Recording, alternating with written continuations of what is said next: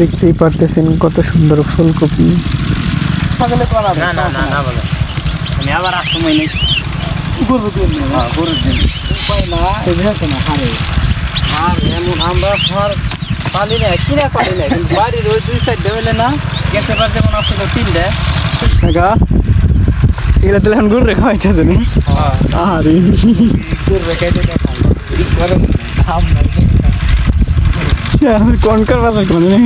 আসসালামু আলাইকুম, সকলেই কেমন আছেন? আশা করি সকলে ভালো আছেন। তো আজকে আপনাদের মাঝে নতুন আরেকটা ভিডিও নিয়ে আসলাম। তো আজকে আমি আর আমার কাকা চলে যাচ্ছি তাদের কৃষি জমিতে। যেহেতু আমরা গ্রাম অঞ্চলে বাস করি, তো আমাদের এই জায়গার মানুষই সম্পূর্ণ কৃষি কাজের উপর নির্ভরশীল। তো অলরেডি আমরা চলে এসেছি প্রায়। তো কাকার জমি থেকে আমার একটি ভাই লাগে, তার জমিতে পানি দিয়ে দেওয়া হচ্ছে। তো অলরেডি ক্ষেতের মধ্যেই চলে এসেছি, এই যে আপনারা দেখতে পারতেছেন। তো কাকা আমার আগে আরেকবার এসে এই জমিতে মেশিন চালু দিয়ে বাড়ি চলে গিয়েছিল, তো আমাকে ডাক দিয়ে নিয়ে আসার জন্য। ক্যামেরার সামনে যাকে দেখতে পারতেছিলেন, এটা আমার ভাই লাগে, সাজ্জাদ ভাই। তো সেই রমজান মাসের জন্য এই জায়গায় আপনি শশা চাষ করেছে। তো এখন অনেক ছোট, আপনি রমজান মাসের আগে এই জায়গায় আপনি শশা ধরে যাবে ইনশাল্লাহ। এখন আমরা চলে যাচ্ছি কাকার সাথে মেশিন ঘরে, যে জায়গায় মূলত মেশিন সেট করা হয়েছে। তো ওই জায়গায় আমরা চলে যাচ্ছি। তো আমার পাশেই যে ফুলকপির জমিটি দেখতে পাচ্ছেন, তো এখন বর্তমানে ফুলকপির বাজার খুবই নিম্নমানের। আপনারা ভিডিওর শুরুতেই দেখেছিলেন ফুলকপিগুলো গরুর জন্য কেটে নেওয়া হচ্ছে।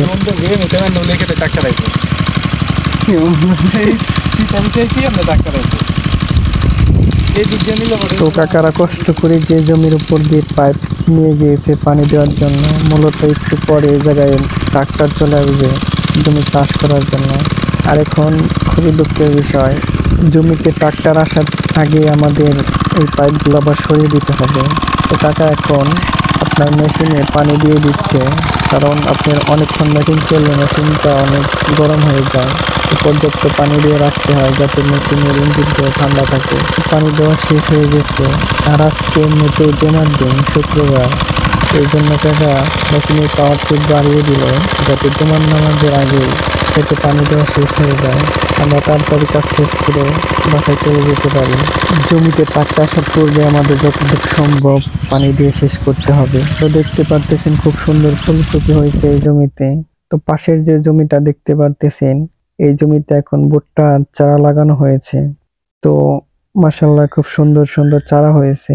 আর আপনার এই সম্পূর্ণ জমিটা আমাদের কাকারা চাষ করে এই জমি। তো এই ভুট্টা চাষ করা সম্পূর্ণ জমিটাই আপনার ফুলকপি চাষ করা হয়েছিল। তো কাকারা আগাম ফুলকপি চাষ করেছিল।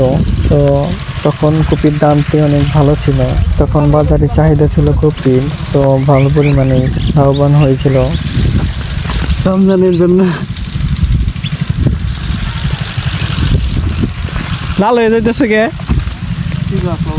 এই যে পাতা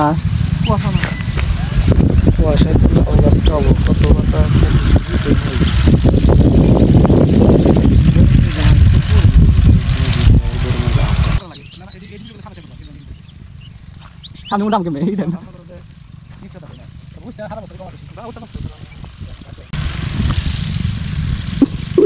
দৌড় বেরা নাম ফাটা দিনে ফাটা কথা কত সে বাংলা দিনে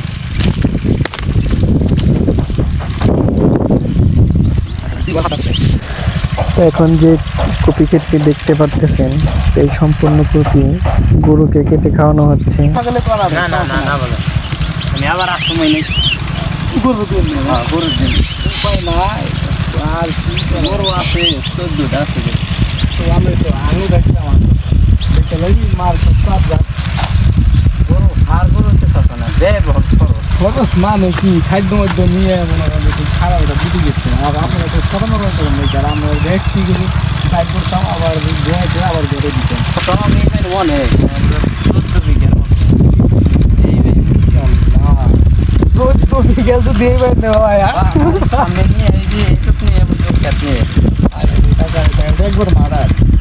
আছে এখনো। তো তো তার মুখেই শুনতে পারলেন তারা কত জমি চাষ করেছে, অনেক টাকা লস হয়েছে এবার তাদের। সকলে ভালো থাকবেন, আল্লাহ হাফেজ।